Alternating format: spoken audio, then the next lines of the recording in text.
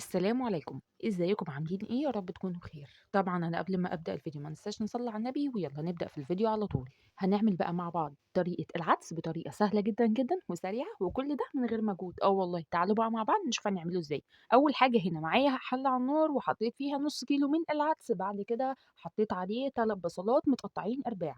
بعد كده معايا هنا شويه فصوص توم متقشرين. بعد كده معايا هنا جزرتين متقطعين مكعبات. هحطهم على النار وهنزل بالقوطه طبعا ما ننساهاش. ونزلت عليهم هنا بالميه. بعد كده هسيبهم يغلوا شويه مع بعض لحد لما يستووا خالص.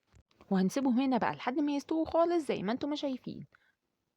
هنا كده كان العدس استوى معانا وكان برد شويه عشان اعرف اضربه في الخلاط. طبعا لو عندك هاند بلندر هيسهلك كتير.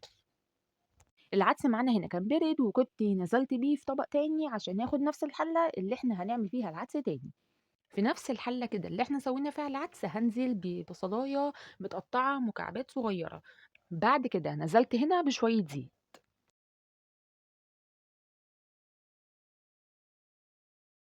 بعد كده نزلت هنا بورقتين لورا. انا هنا مرضتش اقطع حاجة من الفيديو عشان يبقى الفيديو واضح معانا.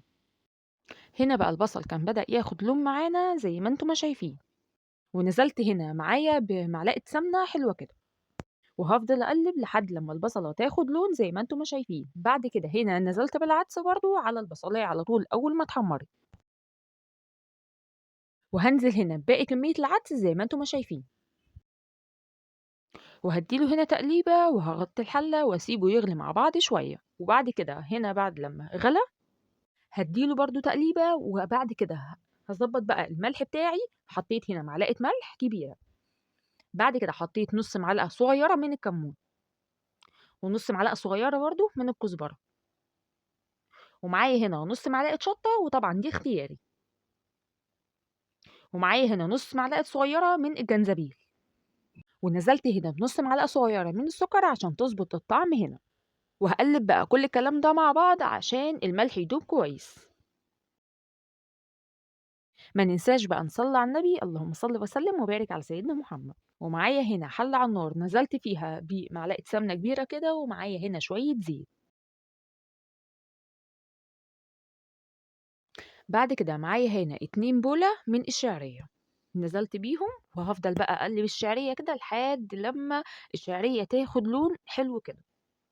وطبعا الشعرية بتاعت العدس بنغمقها درجة واحدة بس عن بتاعت الرز أبو شعرية، عشان تبان في العدس ان احنا محمرين الشعرية كويس. وهفضل بقى اقلب اقلب كويس لحد لما الشعرية تاخد لون كده كويس زي ما انتم ما شايفين.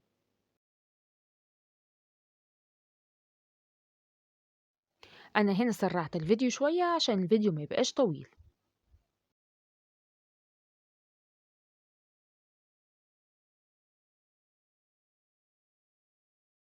ما ننساش بقى نصلي على النبي واحنا بنتفرج على الفيديو.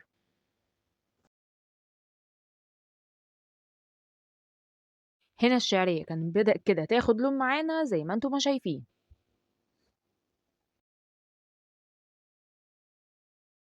هنا بقى في المرحلة دي ايدينا هتفضل في الشعرية على طول ما تتشالش، عشان الشعرية في الوقت ده بتاخد لون بسرعة جدا، يعني دقيقة فيها بتفرق فعلا في اللون.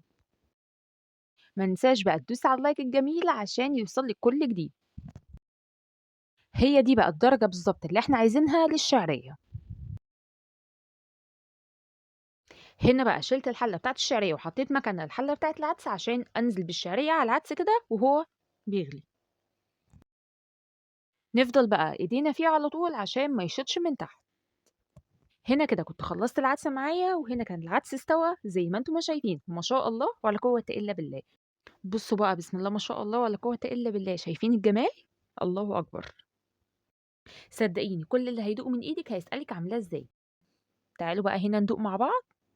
بسم الله ما شاء الله ولا قوة الا بالله، شايفين اللون؟ مش حاطه له اي نقطة لون زي ما انتم ما شايفين. والطعم كمان يا بنات ما شاء الله ولا قوة الا بالله، الطعم فوق فوق الوصف بصراحة. كل اللي هيجربه مش هتندموا بصراحة لو جربتوه بالطريقة دي. ما ننساش بقى اللايك الجميل والاشتراك الأجمل عشان يوصلك كل جديد من بيت العز، والسلام عليكم ورحمة الله.